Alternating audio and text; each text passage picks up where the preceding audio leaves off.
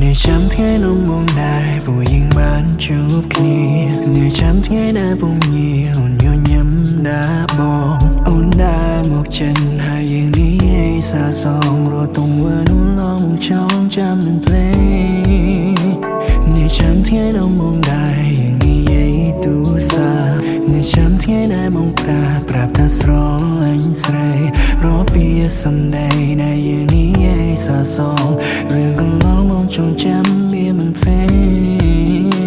គ្រប់កាយវិការកាន់នៃជីវ៉ាគេស្មើអូនថាធ្ងន់ធ្នមធ្នមអារម្មណ៍រំភើបពេលជួបស្នេហ៍ពិនពេញមួយជីវិតបងប៉ា